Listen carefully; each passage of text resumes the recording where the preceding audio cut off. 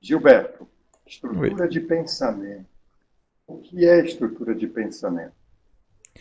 A estrutura de pensamento, Everaldo, é um conceito trabalhado em filosofia clínica que diz respeito, basicamente, a tudo aquilo que habita na pessoa, no sujeito. Suas emoções, suas crenças, seus valores, aquilo no que ela acredita, sua linguagem, seu raciocínio, seu conhecimento. Então, tudo aquilo que habita o sujeito é a sua estrutura de pensamento, basicamente falando. É, é. E como foi construído este conceito de estrutura de pensamento? Ele sempre teve essa definição? Porque a gente, quando lê alguns livros, Uhum. alguns artigos, a gente vê alguns conceitos que diferem um pouco. Então, poderia me falar mais sobre isso, sobre essas diferenças? Bacana. O que acontece, Veraldo? Essa definição que nós temos de estrutura de pensamento,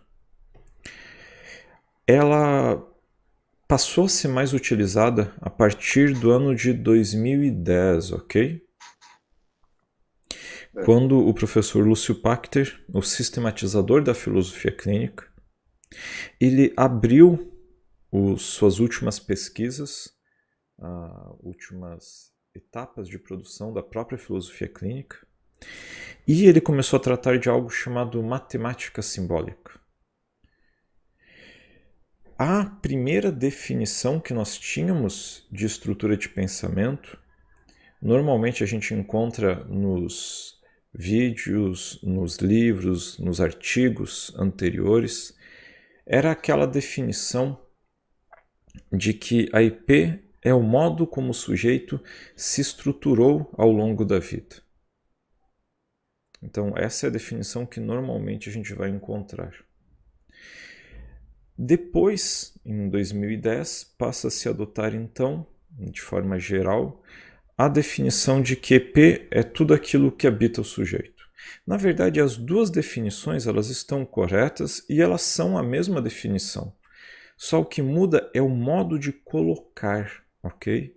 A primeira definição, ela era uma definição, podemos dizer que se voltava mais a um conteúdo histórico, como o sujeito se tornou o que ele é, enquanto esta definição agora, ela foca naquilo que habita este sujeito e que não descaracteriza a primeira, porque o que habita ele só habita por um processo histórico que o fez ser o que ele é hoje.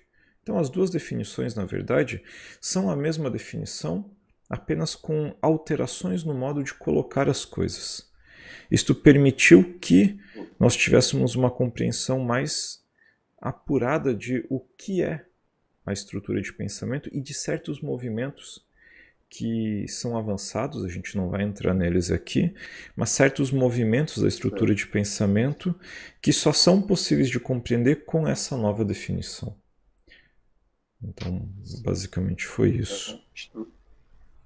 Estrutura de pensamento como tudo que habita o sujeito. E que o habita, como tu mesmo disse, nesse processo histórico, foi o construindo e o estruturando. São dois conceitos, ou duas definições que se complementam, se ampliam. Né? Exatamente.